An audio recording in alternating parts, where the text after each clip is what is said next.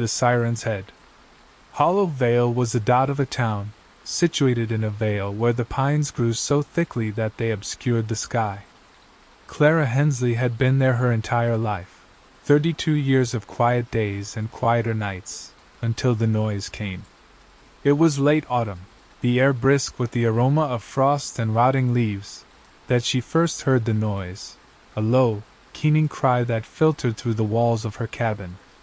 She had at first believed it to have been the wind, wedged in the branches, but it had a cadence, almost human, rising and falling that sent shivers along the skin. She stood at her window, looking out into the darkness, the glass misting with the warmth of her breath. The trees stood motionless, no swaying branches, no rustling leaves. Only that noise, distant but insistent, like some radio playing on the wrong station. Clara tugged the sweater around herself, fingers shaking as she clicked the window shut. She assured herself that it was nothing, the loneliness getting the best of her imagination. Hollow Vale was miles from anything, a place where the closest neighbor was a half an hour walk along the trees. She liked that about it, normally. Tonight the loneliness was oppressive. The cry grew louder, more shrill, now distinctly mechanized, a strained drone that beat like a heart. Clara's heart clamped tight. She picked up her flashlight, its light slicing through the interior of the cabin, and emerged onto the porch. The air was chillier than she had anticipated, cutting at the exposed hands. She swept the light along the trees, where the pines stood like statues.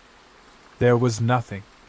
Whatever the cry was, the cry itself seemed to radiate from nowhere and everywhere at once, bouncing off the hills until it dominated the valley. "Hello?" She spoke, voice small amidst the emptiness. The sound hovered in the silence, going unanswered. She immediately regretted speaking. The cry ended, sudden like a broken string, and the ensuing silence was compounded. It was heavy, unnatural, like the forest itself was holding its breath. Clara's heart pounded in her ears. She edged toward the door, the flashlight quivering in the palm of her hand, when she spotted something, a fluttering motion behind the trees, too tall, too thin to be human. It disappeared before she could concentrate, devoured by the darkness. She gasped, hurried inside, slamming the door shut behind herself and bolting it. She stood against the wood, frozen, listening. Minutes ticked away, perhaps hours, but the noise did not reappear. Sleep was impossible. Every groan of the cabin, every soft huff of air, seemed to signal danger. She kept the light shining, the beam trained on the door, until light crept across the windows to turn them the pale gray of dawn. Morning did not provide comfort. The forest was normal looking in the day, but Clara could not shake the sense that eyes watched. She took a walk to town, a collection of weathered structures along one road, seeking answers. The general store was devoid of people save for old Mr. Tate, who leaned against the counter, eyes keen for a man of advanced age. "Heard something last night," she said, attempting to be casual. "A siren out in the woods." Tate's expression shifted, his jaw clenching. "You don't mess with that," he growled. "People have been hearing it for decades on and off. Never discover anything. Wise to stay indoors when it calls." He would not elaborate, just handed her the cup of coffee she had stopped in for and turned back. Clara departed the store, discomfort knotting in the pit of her stomach. The town seemed too still, the streets too vacant. She saw things she hadn't noticed before, boarded-up windows on homes she believed to have families living there, a rusty truck stranded at the roadside. Hollow Vale was contracting, she realized, and no one spoke of it. She hurried home quicker than normal, the woods closing in on either side, the shadows darker than they should have been. That evening, the sound came back, closer this time, a distorted melody that tugged at her mind. Clara sat beside the fireplace, holding a kitchen knife, convincing herself she was secure. But the wail was not just a noise. It was a living thing, searching, and it sensed she was there. She did not sleep. She could not. Not when the creature in the woods was listening, awaiting the slightest slip-up on her part. Clara hadn't ventured outside her cabin for 3 days, not since the howl grew more menacing, winding in the pines like a hunting animal stalking prey. She had blocked the door with a chair, kept the curtains tightly closed, and slept in short bursts, waking at the slightest crackle of a twig. The cry grew more insistent now, at times remote, at other times so close that the windows vibrated with the force of it. It had become more than just a cry now, pressing against the walls of her cabin with a weighty, evil presence. She was hungry for answers. Being locked away wasn't living, it was dying. On the 4th day, she loaded a backpack, water, a flashlight, a map of the valley, and tucked a hunting knife into the belt of her pants. The forest was silent as she pushed outside, the sort of silent that was a trap. The scent of damp soil and pine sap was there, but mingled with something else, acrid and faint, like burned metal. Clara tightened the grip on the knife she carried and walked toward the old logging trail, a pathway that led deep into the woods. The path was tangled with vines, roots arcing across the earth, but Clara was familiar with it. As a child, she'd explored this forest from top to bottom, never fearful in the way she was now. The trees seemed to tower more greatly today, their branches intertwining to keep the sunlight at bay. She trudged for an hour, 2 hours, the only sounds the crunch of leaves beneath her feet and the passing birds zipping through the trees. Then she stumbled upon the clearing. It wasn't marked on her map. The earth was barren, a perfect disk of dirt where no vegetation grew, like the earth itself had been burned.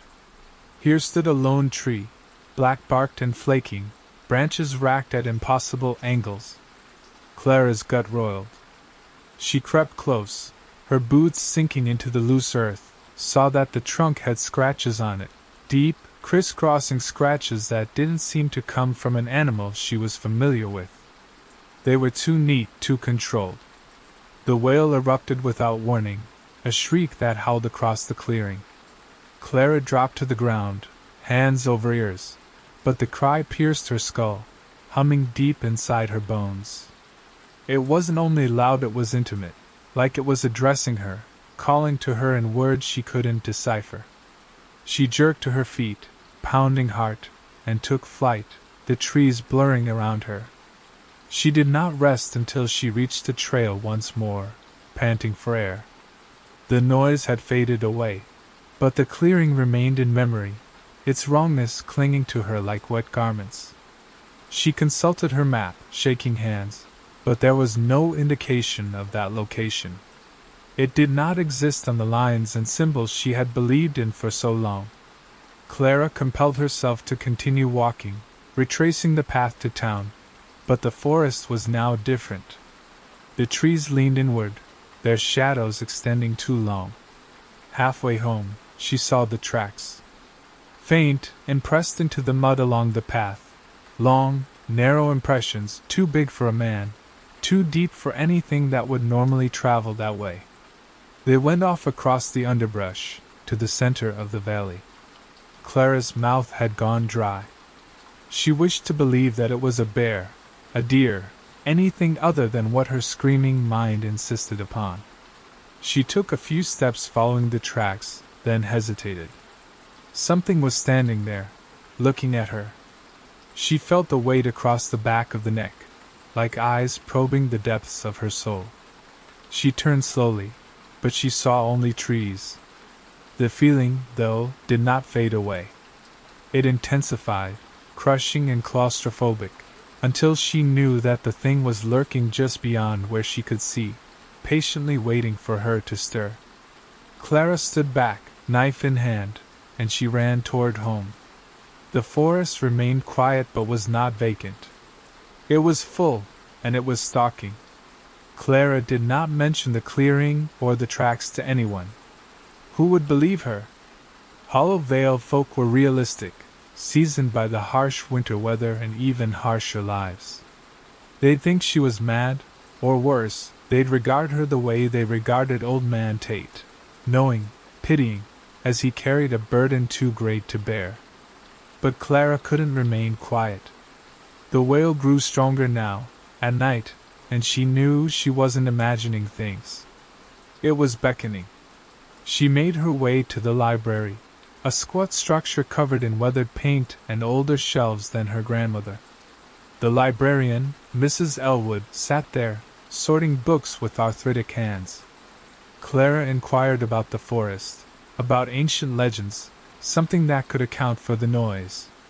Mrs. Elwood's eyes grew small, but she did not shoo the question away.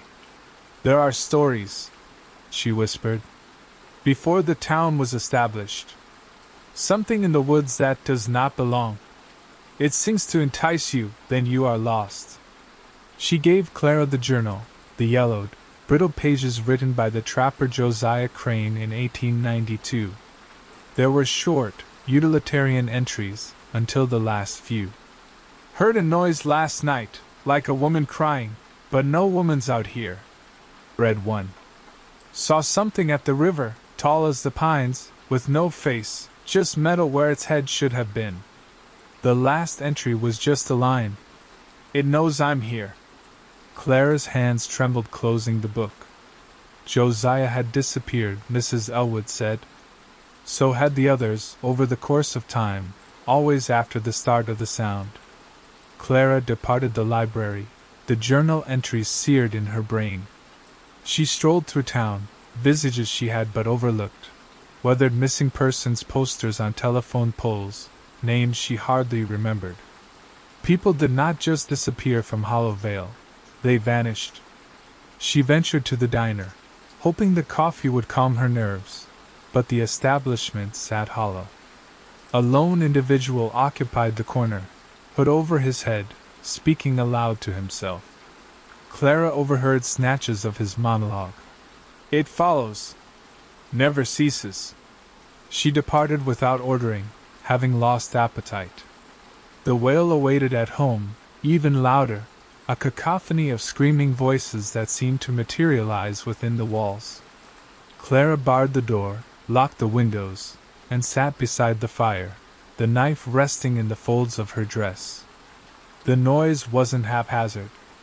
It was a rhythm, a message, and it wanted to be heard. She attempted to sleep, but the cry crept into her dreams, warping them into nightmares of bottomless woods and a moving shadow that never made a noise. She woke to quiet, but it was not relief. The silence was a deception, a respite before the next blow. She took up her flashlight and scanned the cabin, every corner, every darkness. All was normal, but the atmosphere was charged, tense, like the moment just before the storm. Then she noticed the scratches. There on the outside of her door, deep gashes in the wood, too high for a bear, too neat for claws. Clara's own breathing stopped. She hadn't heard anything, hadn't seen anything, but it had been there, next to her while she slept. She lurched back, the knife fallen from her hand, and knew she couldn't remain. Not here, not in Hollow Vale. But the forest was its kingdom, and fleeing meant walking right into its trap. She did not sleep. She could not, with the scratching on the door, with the cry increasing in pitch, urgency, like a voice crying out for an answer. She loaded a backpack, food, clothing, map, and intended to drive away from Hollow Vale at first light. The next settlement was 40 miles along, a long drive on twisting forest roads, but she had to try. To stay was to confront whatever had scratched the door, and she wasn't ready to do that. She sat beside the window, awaiting the sunrise, gazing at the darkness. The wail now was perpetual, always there, a thrum that beat at the same rhythm as her heart.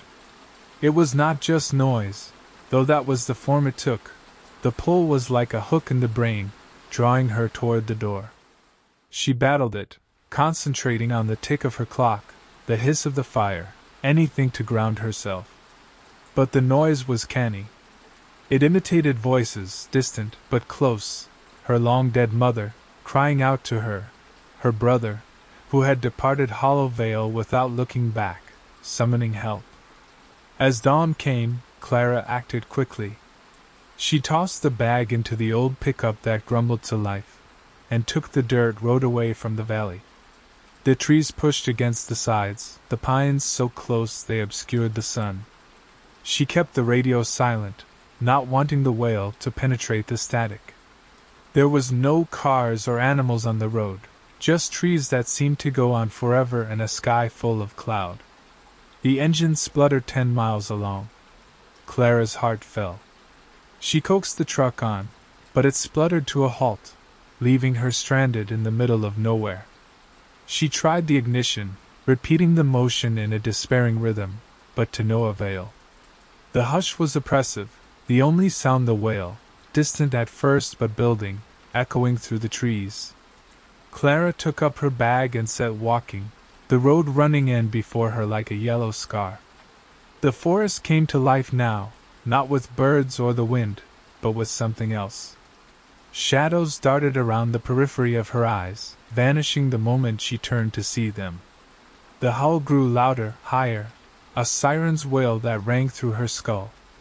She trotted along, then ran, the boots pounding the earth, but the call kept pace, always just a step behind.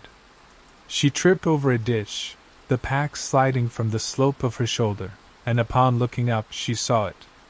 It stood so tall, impossibly tall, its body a skeleton of gray skin pulled taut over bones. Its head was not a head at all, only two rusty sirens, their open mouths, their hanging wires looking like veins. It stood at the line of trees, not moving, but the wail came from it, a shriek that vibrated the ground. Clara stood stock still, gasping for air. It did not move, did not pursue, but saw her. She could sense it, a stare without eyes, stripping away everything.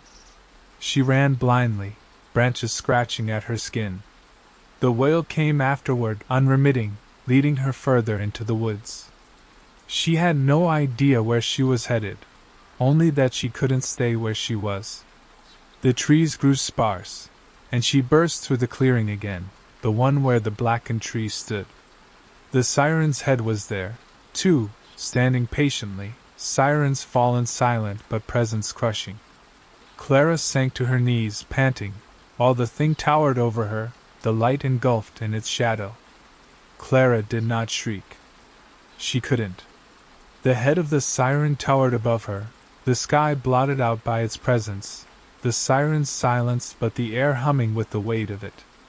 The clearing was a trap, the blackened tree at the center a marker for something old, something evil. Clara shuddered, her brain tearing for an escape, but there was none. The creature remained motionless, not needing to. It was inside her skull, the wail silenced by a silence that was worse, a hollow that guaranteed she would never escape. She held the knife, ineffective in her shaking hand, and struggled to stand. The creature's sirens quivered, a low thrum beginning deep inside them, like machinery coming to life. Clara crept back, her eyes frozen on the beast, not daring to blink. The thrum intensified, not loud but weighty, bearing down on her, making breathing a chore. She turned to run, anticipating the shriek to pursue her, but instead the silence came, icy and complete, as if the forest itself had succumbed to death. She sprinted until she gasped for air, until the clearing lay well behind. The forest was a labyrinth, every tree the same, every trail a delusion. Her map was worthless, sense of direction lost. She pushed through scrub, branches snagging on her clothing, until she saw light in the distance, a road, perhaps, or a house. Hope sparked, tenuous but sufficient to propel her onward. She burst through the trees and halted. It was Hollow Vale. The road remained the same cabins, the same town she desperately tried to escape. But this wasn't right. The homes stood vacant, their windows black, their doors open. The scent was that of rusting metal and rot, and the quiet was complete. No birds, no gale, only the press of her breathing. Clara's legs gave way. She'd been running for hours, perhaps for days, and ended up here, as if the forest curved round to ensnare her inside. She went to the only place she knew, to the cabin, and the door was open. The scratches had deepened, like a warning across the wood. Inside, everything remained as she had last left, but the stage was set, a mockery of protection. She discarded the bag, the knife, the hope, and sat beside the cold fireplace, waiting for something. She did not know for what. The head of the siren came at twilight. She neither heard nor saw it, but she sensed it, a change in the air, a presence too big for the room. The quiet was broken, replaced with a single note, deep and terminal, that vibrated through the walls. Clara shut her eyes, tears rolling down her face, and said softly, "I'm here." The note expanded, occupying her mind, her skeleton, to the exclusion of everything else. Hollow Vale remained silent the next day. Clara's truck remained unmoved, her cabin vacant. The forest stood just the same, unmoving forever. Nobody spoke about her, nor had they spoken about the rest. The siren's head remained waiting, patient, its melody dormant until the next soul strayed too close. And the pines held their secrets, just the same. Elias Merrill came to Hollow Vale in a battered sky that threatened to rain but never did. It was spring, 6 months since the last anyone saw or heard from Clara Hensley, and the town was a shell of itself, its houses slumping, the streets vacant, the pines standing closer than they should. Elias, a reporter with a weakness for lost causes, had read about Clara in a yellow newspaper, one of several missing persons associated with this valley. Her case nagged at him, not for the tragedy of it but for the silence that accompanied it. There had been no search parties, no vigils, just an absence where she once should have been. He pulled his sedan up outside the diner, the neon sign humming like a fading pulse. A greasy, stale coffee scent hung inside the door. A waitress, a map of fatigue spread across her face, filled a cup without a word. "Passing through?" she stated flatly. Elias shook his head. "Trying to find Clara Hensley." "Know anything about that?" The waitress stiffened, her gaze jumping to the window, then away. "Better not to inquire," she said under her breath, and turned away. He took a sip of his cold, bitter coffee and examined the diner. There were 2 men at the counter, their whispers ceasing the moment he glanced their way. This was not a new experience. There had been other towns, other places with secrets that stopped at questions. But Hollow Vale was different. The quietness was not from fear. It was resignation, the sense of this town having made peace with something that it could not battle. He paid his check with a tip and went to Clara's cabin, directed to the address in the piece. The cabin was a mile away, nestled among pines that curved inward, their needles softening the ground. The door was open, scratches marring the surface, deep, intentional gashes that racked Elias's stomach. He came inside, the soles of his boots resounding on the wooden floor. The interior was undisturbed, preserved over time, a cup on the table, a coat thrown across a chair. But the atmosphere was off, thick with a metallic taste, like rust or blood. He saw a notebook beneath the couch, Clara's handwriting sprawling across the pages. "It's in the woods," one line read. "It sings, and you can't run." Elias's heart raced. He'd followed legends before, fuzzy pictures, unsubstantiated rumors, but this was different, raw, like walking into an open wound. He tucked the notebook away and stood on the porch, the woods extending before him to infinity. That was where he heard the sound, a high-pitched wail, thin but piercing, like a radio on a dead channel. It wasn't the wind, wasn't an animal. It was live, and aware that he was there. He held onto his flashlight, even though the sun hadn't dipped below the trees, and scanned the branches. There was no movement, but the wail grew, twisting through the pines, sometimes a hum, sometimes a shriek. Elias's chest constricted. He'd encountered danger, storms, riots, but this was different. The sound wasn't heard so much as felt, an ache in the mind, yanking him toward the darkness. He retreated toward the car, the wail ceasing just as abruptly as it started. There was only silence, cold, clinging, more unpleasant than the wail. He drove back to the town, the notebook searing a hole in the pocket of his pants. At the motel, a dilapidated building with flickering lights, he read Clara's lines in lamplight. "The clearing," she wrote. "It's where it lies." Elias's hands trembled. He did not believe in monsters, not truly, but Hollow Vale was coming apart around him. The wail came the second night, closer, shaking the thin walls of the motel. He slept not at all. He could not. Not when the creature in the woods was screaming his name. He awoke to silence, but not peace. It was the sort that pushed against the sides of his skull, a warning sewn into the air. He'd read Clara's notebook through the night, the words cycling in his brain. "It sees you, even when you don't see it." By morning, he knew he had to go to the clearing.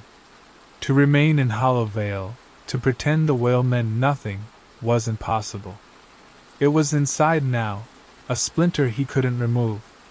He took only the essentials, light, water, pocket knife, and drove to the border of the forest, where the road ended in a dirt trail. The pines stood thicker here, the branches contending for the sky, the earth carpeted with needles and decay. Clara's map, held in the notebook against her chest, indicated a path that hadn't been charted anywhere. Elias took it, boots sinking deep, the air chillier with each step. The forest lay too quiet, no birds, no wind, only the press of the weight of breathing. Hours, maybe even minutes. Time was slippery here. The path wound to a clearing, a patch of clear dirt surrounded by a ring of trees, the center of which held a lone tree with blackened, knotted bark. Elias stopped, clutching for air. This was the place Clara spoke of, where the world was wrong. The branches of the tree curled around like fingers, and gashes disfigured the trunk, too high, too deep for an animal. He circled the clearing, knife in hand, and spotted tracks in the mud, long, thin, and possibly large, leading further into the trees. The shriek came then, abrupt and blinding, a cry that ripped through the air.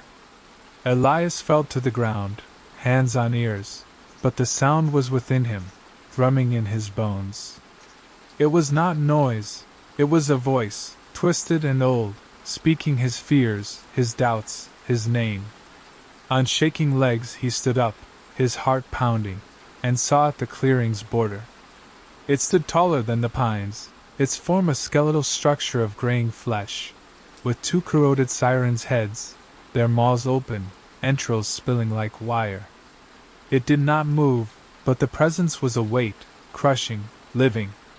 Elias ran, the wail behind him, now the chorus of voices, his mother's, Clara's, his. The trees blurred, closing in on him, the path lost. He stumbled, the knife flying from his hand into the bushes, and hauled himself upright, gasping for air. The clearing came back, against all reason, the forest inside itself. The head of the siren reappeared, closer now, sirens humming a final note. Elias stood stock-still, his brain disintegrating. It was not pursuing him, it was leading him, shepherding him, to this spot. He lay on the ground, the shadow of the tree engulfing him. The wail ended, consumed by silence, profound and timeless. Elias whispered softly, "What do you want?" But the response lay in the expression of the thing, which was without eyes but could penetrate. It wanted him here, in the clearing where the world stopped. He shut his eyes, hearing Clara's voice. "You can't run." Silence spread within him, took him over, leaving nothing. Hollow Vale paid no heed to Elias's absence. His car gathered dust along the forest border, the motel room undisturbed. The pines stood in silence, guarding their secret, and the siren's head remained, its song dormant but not absent. The clearing stood, a scar in the ground, beckoning the next soul to respond. The hollow catch. The lake was out of sorts that morning. Elias Kane, a stringy man with rough hands from decades of hauling in the nets, was the first to see that something was different. The water of Lake Morin, normally ruffled by the restless fingers of the wind, lay flat, like a mirror, shining the gray dawn light back up at the sky with unnatural brightness. No birds chirped. No fish stirred in the water. The quiet hung against Elias's ears, heavy and expectant, as he stood on the dock with companions Thomas Ward and Jonah Blake. Thomas, with his round shoulders and tendency to chuckle, attempted to dispel the tension. "Perhaps the fish are sleeping in today," he said, poking Jonah, who was youthful, only just 20, with the anxious habit of fingering the brim of his cap. Jonah did not smile. He stared at the water, where the boat rocked softly, bound to the dock.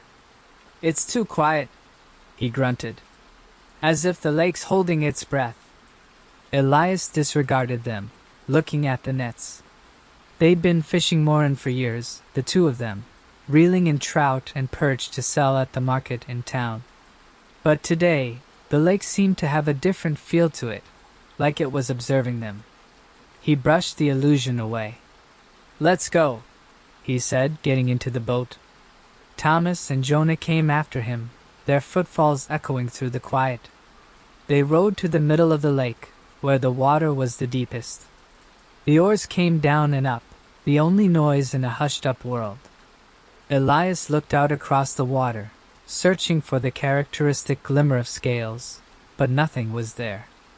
Thomas released the first of the nets, the weights plunging to the bottom. They waited, the boat slowly rocking, the silence thickening. A tug.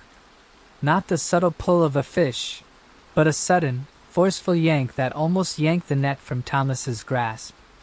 "Got something big," he stated, his words strained with excitement. Elias and Jonah seized hold of the ropes, pulling with every ounce of their power. The net fought, like something stuck to an anchor. The craft heeled precariously, water splashing over the sides. "Steady," Elias groaned, muscles taut. The net slowly came up, heavy, moving sluggishly, pulling something from the deep water below. Jonah leaned over the railing, squinting at the water. His eyes went pale. "What is that?" he whispered. The creature breached the surface, and the men stood frozen. It was a fish, but not like they'd ever seen before. Its body was elongated, almost 5 feet, with a serpentine shape that glistened with oily sheen. Scales, or whatever they might have been, were rough-edged and translucent, like splintered clouded glass.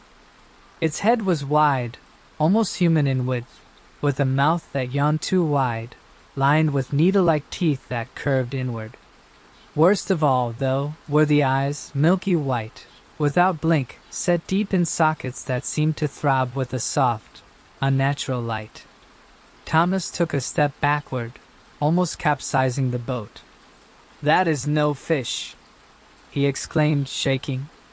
Jonah gripped the rail, unwilling to turn away. Elias, older and more stable, steeled himself to move.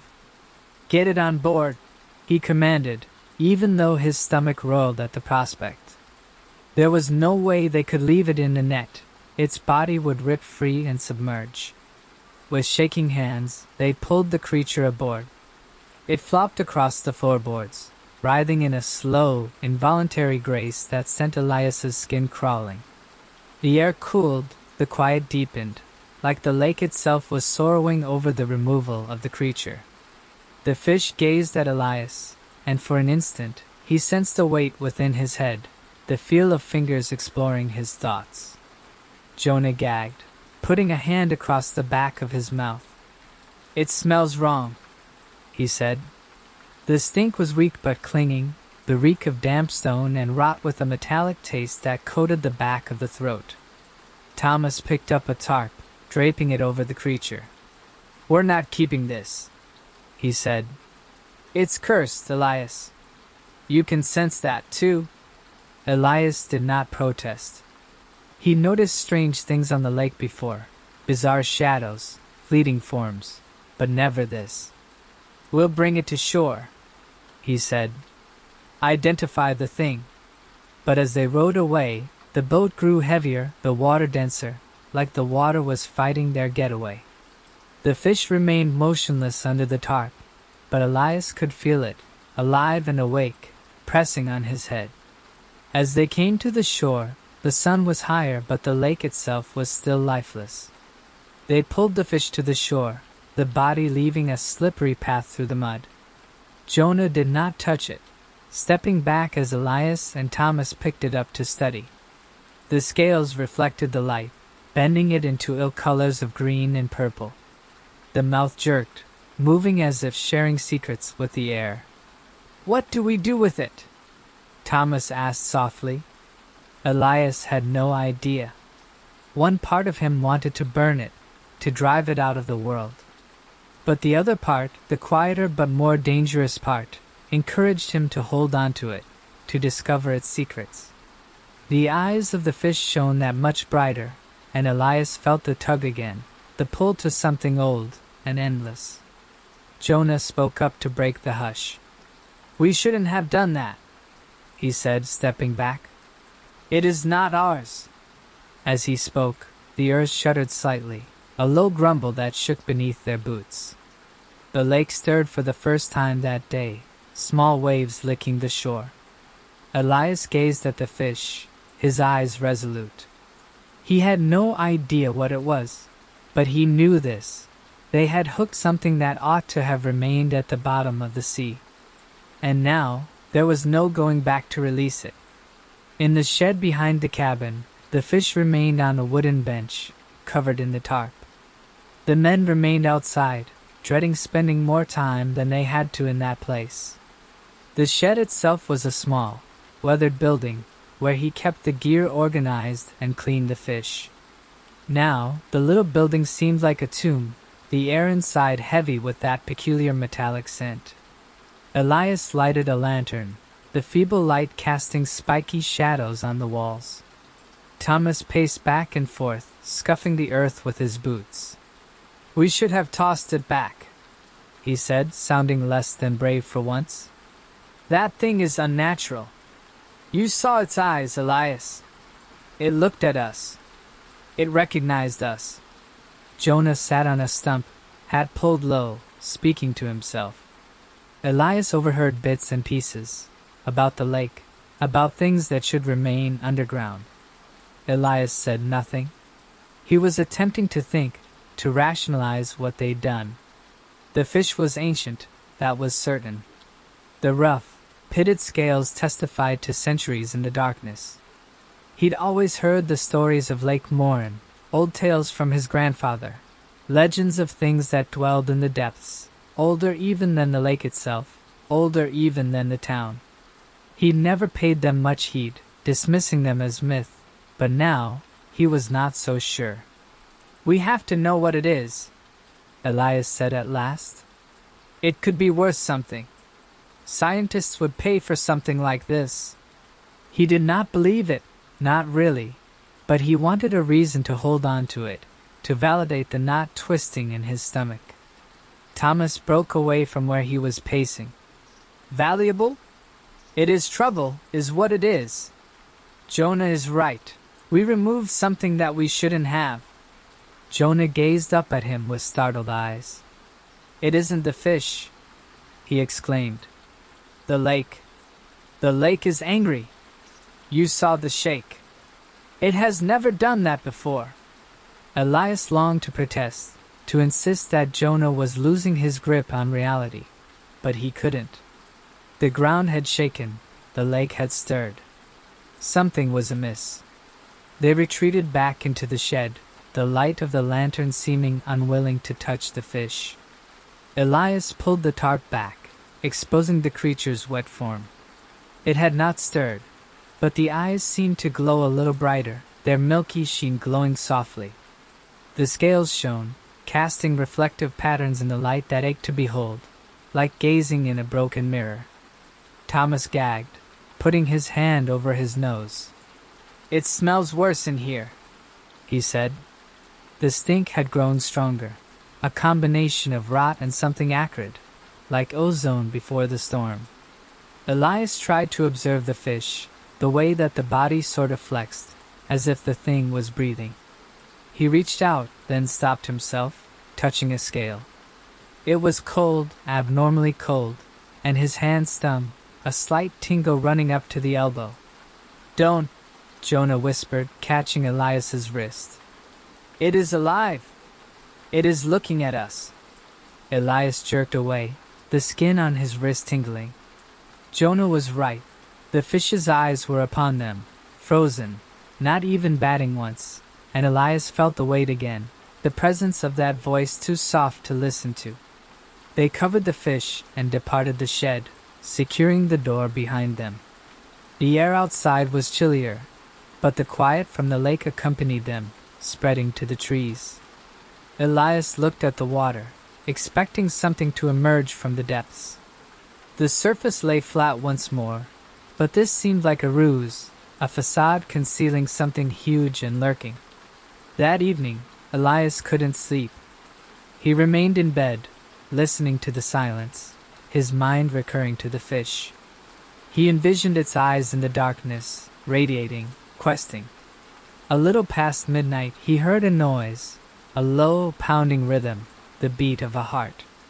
It was coming from the shed. He picked up the lantern and ventured outside, the chill cutting at him. The door to the shed remained locked, but the pounding intensified the closer he got to it. He paused, hand on the padlock, and turned away. Whatever was inside would have to wait until tomorrow. But he was drawn, a sense of obligation to go back, to look at the fish once more. He shook himself free, securing himself within the cabin. Thomas and Jonah came in the morning, both with drawn faces. "You heard that?" Thomas prompted Elias. Elias nodded. Jonah remained silent, but his shaking hands betrayed him. Together they went towards the shed, the pounding now a faint beat. Upon opening the door, the fish remained unchanged, but the air was colder, the shadows more profound. And then they noticed it, the tarp, neatly folded, next to the table. None of them had even laid a hand on it. The creased tarp plagued Elias. He hadn't slept since they discovered the tarp, laid neatly along the fish as if set down by gentle hands. Thomas insisted that he hadn't handled it, but Jonah, too scared to lie, shook his head in response. The shed seemed smaller, the walls constricted now, the air charged with that metallic smell. The fish remained where they'd lain it, but the fish itself seemed to expand, becoming a presence that pushed against their minds. They stood outside the cabin, the lake shining in the distance. The water remained calm now, but the quiet remained, undeterred by birds or wind. Jonah held a small wooden cross he had taken to carrying, white-knuckled. "We have to get rid of this," he said. "Burn it, dump it in the lake, something. It is affecting us." Thomas nodded, looking pale. "I dreamed last night," he confessed. "That creature was there, going through my head, eyes in every direction."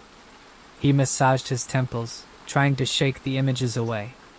Elias did not have the same dreams, images of the lake opening up, revealing a wide, tooth-filled maw, but he felt them raking at the back of his brain.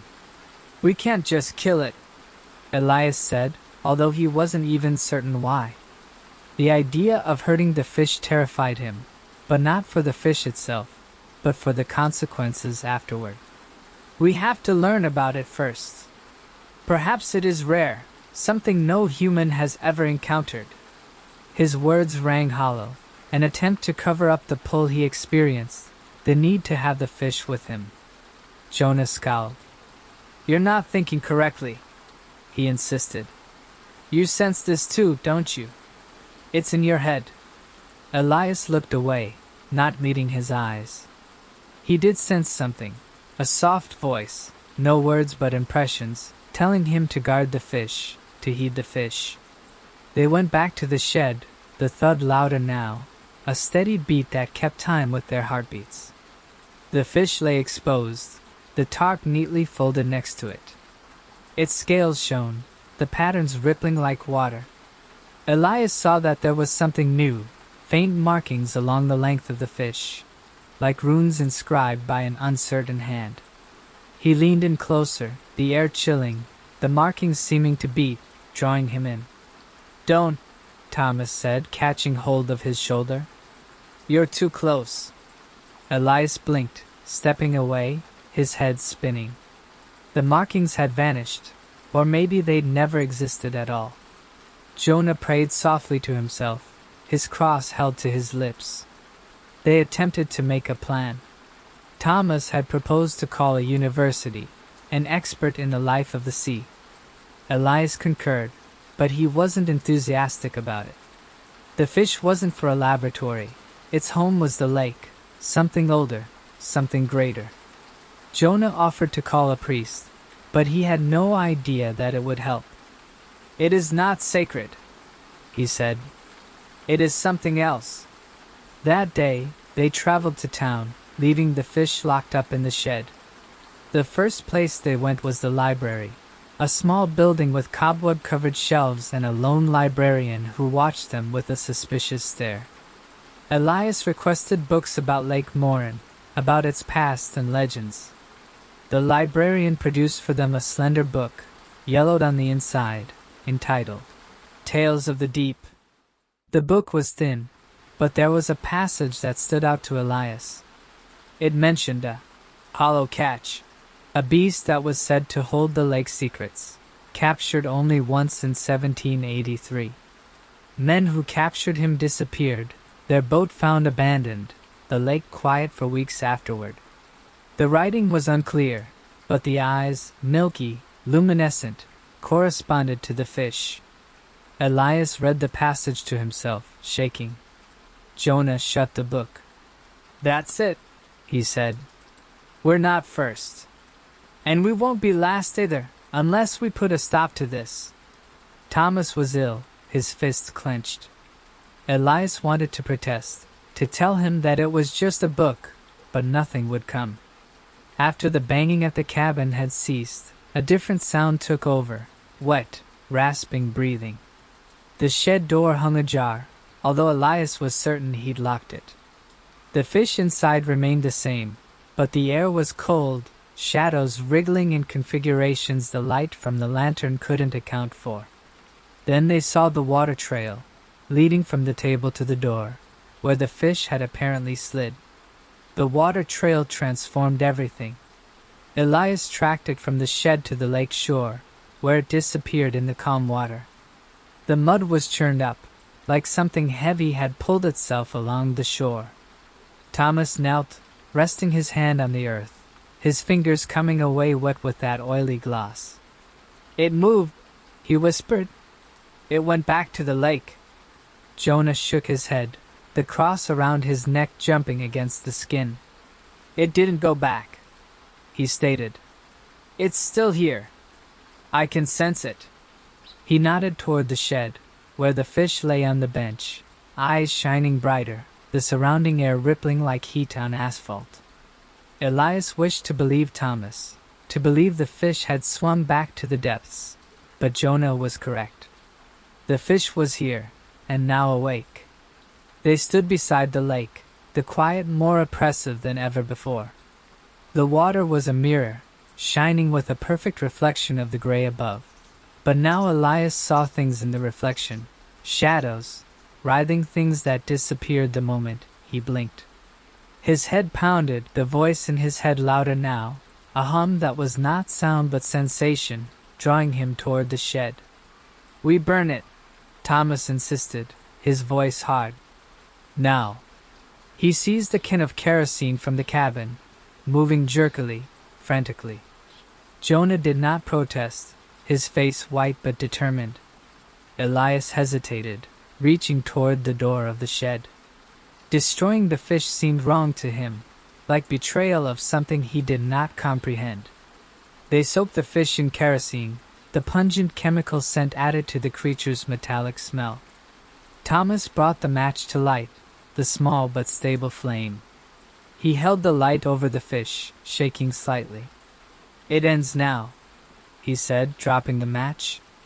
The flames caught at once, licking the scales on the fish. Something was different, however.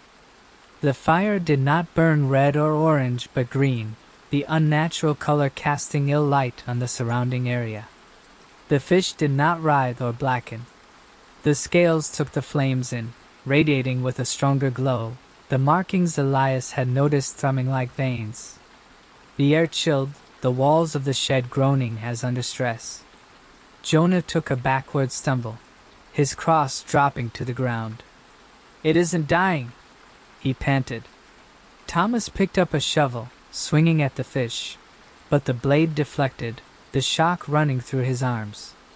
The eyes of the fish had locked onto him, and he froze, drawing short, panicked gasps for air. He could feel the thrum in his head grow, a wave of images, the lake tearing apart, its bottom writhing with things that strained and starved, the fish moving through the centuries, ancient and bottomless, the men, small and ephemeral, overwhelmed by something enormous. He wrapped his head in both hands, trying to shake the visions loose, but they clung to him, cold and jagged. The flames died just as suddenly that they had flared to life, leaving the fish untouched, the scales of which remained immaculate. The shed was quiet, but the lake beyond was roiling, waves splashing against the shore, more insistent, hungry sounding. Elias gazed at the water and saw it, a ripple, then another, starting to form a pattern that duplicated the markings along the fish. "We have awakened it," Jonah whispered, his voice cracking. "The lake. It is coming for us." The lake came to life. Waves curled across its surface, no longer stagnant, carrying to the shore with the beat of a heart. Elias, Thomas, and Jonah stood at the door of the shed, the fish within so radiantly glowing that their light filtered through the cracks in the walls. The air clung to them, the metallic stench now acrid, polluting the back of their throat. Jonah was on his knees praying, voice lost in the roar of the lake. Thomas clutched the shovel, knuckles white, looking at the water. "It's coming," he exclaimed, eyes wide. Elias felt the same, his mental hum now a screaming command to return the fish, give it to the deep. But he was unable to move. His body was immobilized, his thoughts knotted in the fish's stare. The waves intensified, resisting the windless air. Something stirred underneath, long and curved, their silhouettes fuzzy but indistinguishable. They were like the fish, but bigger, their eyes radiating the same milky glow. Elias saw them in his imagination, a group of ancient things, keepers of the secrets of the lake, awakened to the theft of one of their number. "We have to return it," Elias croaked.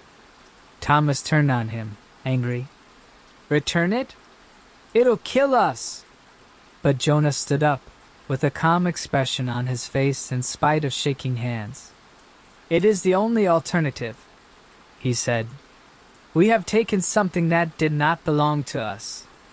The lake is demanding it back." They pulled the fish onto the shore, impossible to lift, like the lake itself was drawing it along. The water churned, waves splashing at their ankles, icy and hungry. The forms under the water swirled closer, their eyes appearing above the water, gazing. Elias sensed the fish's mind against his, not furious but infinite, timeless, seeking equilibrium. They shoved the fish into the lake, the body sliding under the water with a serenity that shook Elias to the chest. The water engulfed the glow, the light disappearing into the depths. The lake remained calm for a moment, then the waves settled, the silhouettes dissolving. The ground shook next, a more intense shudder that broke the shore. Water flowed in through the crevices, sucking mud and rock down to the lake. Thomas shrieked, stepping back, but the earth beneath him gave way, and he tumbled down to the water. Elias stretched for him, but the lake was quicker, yanking Thomas down. His hands clutched at the water, then were submerged. Jonah sprinted, leaving behind the cross, but the lake kept pace. A surge of water towered above him, impossible, unfettered, spraying him. Elias heard the outcry, short and brittle, before water swept him away. Elias stood, the lake's eyes upon him, not the fish but the other eyes, the guardians. These saw him, recognized him, but judged him insufficient. He tried to run, but the lake surrounded him, the water rising up, cold, infinite. It pulled him down, enveloping him, to the darkness where the fish swam, to the deep. His final thought was of the eyes of the fish, glowing, inviting him home. The lake remained the next morning, flat water mirroring the gray sky.